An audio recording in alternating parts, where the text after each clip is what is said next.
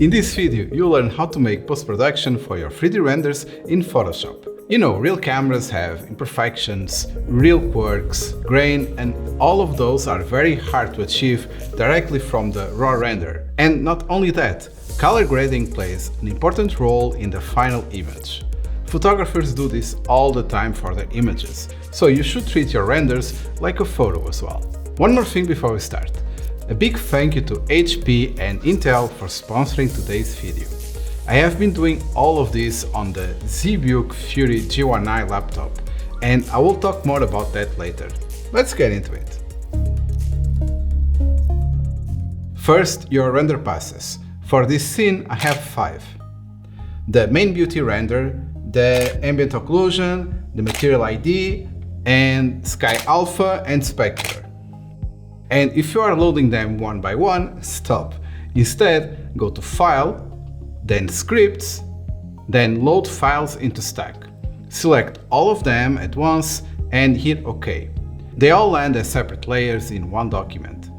It's much faster this way, and if you want, you can double-click each layer and give them separate names for easy identification. Let's first convert our main render into a smart filter. The reason for this is that every filter we apply will be non-destructive, and we can always go back to adjust settings. Go to Filter, then Convert for Smart Filters. You will see an icon appear on the layer. Every filter you add from this point is editable, tuggable, and deletable. You can come back later and adjust anything. Camera Raw filter is where we will make most of our color correction. Look at the histogram at the top. That is your exposure map. If the curve is piled up on the right, it is overexposed. On the left, it is underexposed. For this image, it is slightly hot, so it's easy to fix. Here's what I adjusted and why. Exposure, just 0.05. It is already close. Temperature about 10. This scene is meant to feel like a bright sunny day. Warmer temperature sells that immediately. The tint, it's just free towards the green. There is a lot of foliage here, so this tiny shift helps everything feel cohesive. As for the shadows, I lift them slightly, so you don't want to go too far. I will push the black slightly down, and this anchors the darkest parts. For the texture, I will just add about 10. Pulls out surface detail in mid-range areas without blowing the highlights. So you can hit here the toggle to see the before and after, to see the changes that we have made. The ambient occlusion pass used correctly adds contact shadow detail that is almost impossible to fake any other way.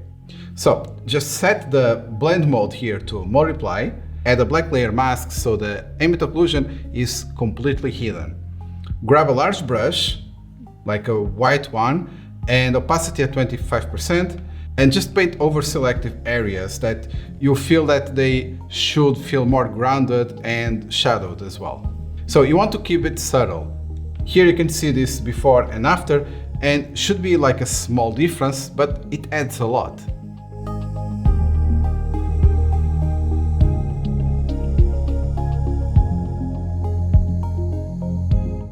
Now for the specular map, set its blend mode to screen.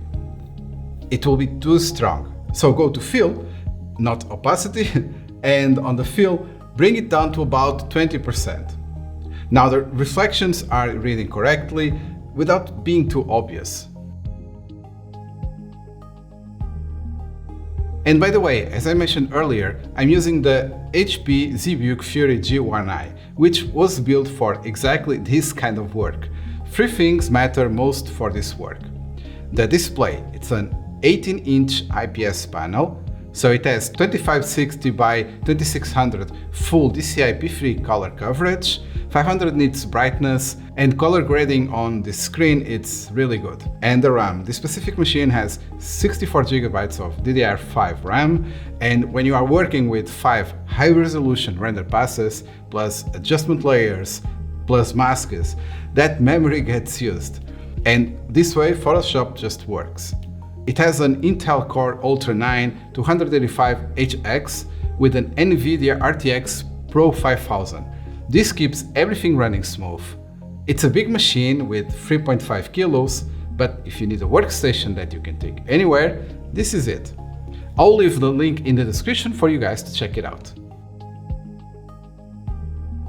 So every color on the Material ID layer represents a different surface. Click the layer and grab the magic wand. Click the color for the surface you want to adjust, hide the Material ID layer, and now you have a precise selection of just that material. Add an exposure adjustment layer, shift gamma correction slightly to the left, and nudge the exposure to the right, just a touch brighter. So the adjustment layer automatically masks your selection. Paint back anything that should not be affected with a black brush. Now let's add a color balance adjustment layer. This is where we are going to start adding a little bit of the mood for our render. So for the shadows, slightly red or a little bit yellow. So warm shadows feel like a real sunlight bouncing off the ground. For the highlights, a touch of red. Keeps warm, consistent, and for the midtones, a little blue. So it gives that warm, cool contrast that reads as a little bit cinematic. So here you don't want to push things too far, just slightly is enough. Push any of these tools too far and the image starts to looking like graded instead of real. And to tie everything together, let's add a color lookup adjustment layer. Here we can add a new LUT file. There's hundreds of them online that you can use. A quick Google search will help you with that, but I've also left links in the description below for some of them. Now let's add a little bit of atmosphere. Create a new layer, grab the gradient tool, and pick a pastel yellow, not saturated, just warm. Drag it in the same direction as the main shadow angle in your scene. Add a mask with a large soft black brush and paint out the main subject. The sky, anything that should stay neutral. For the blend mode, try soft light first. If too subtle, switch to screen and set the opacity between 20 to 40%. You are not adding a color effect, you are adding atmosphere here. Now let's add a hue and saturation adjustment layer.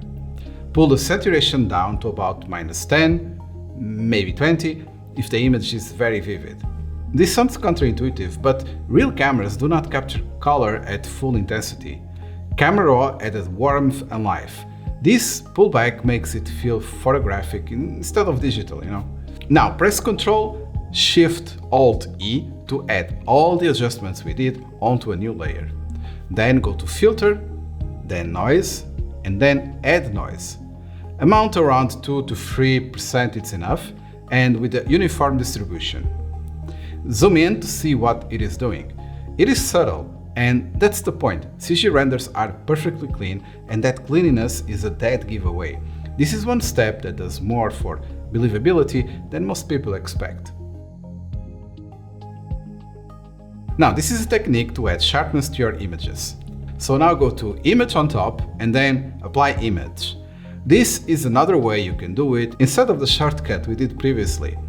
Then go to Filter, then Other, and High Pass. Radius of 1 pixel. The image goes gray, and that's fine. Now just change blend mode to overlay.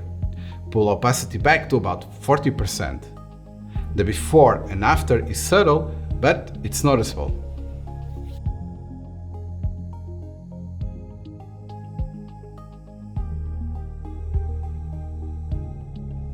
Now let's add a vignette effect, which simulates real lenses. On a new layer, fill it with white. Go to Filter, then Lens Correction, then Custom. Drag the vignette slider until you have a natural darkening around the edges. Now change the blend mode to multiply, and dial back opacity if it feels too heavy.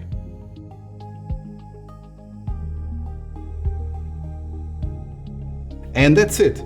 Every one of those steps on its own looks like almost nothing, but stack them all together and you end up with something that looks fundamentally different from where you started. The render was already good. Post-processing is just the part where you make it better. And if this was useful, Hit the like button, it helps my videos reach out to more architects and designers.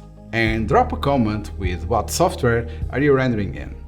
A big thank you to HP and Intel for sponsoring today's video. The link for the laptop is in the description below. Thanks for watching, and I'll see you in the next one.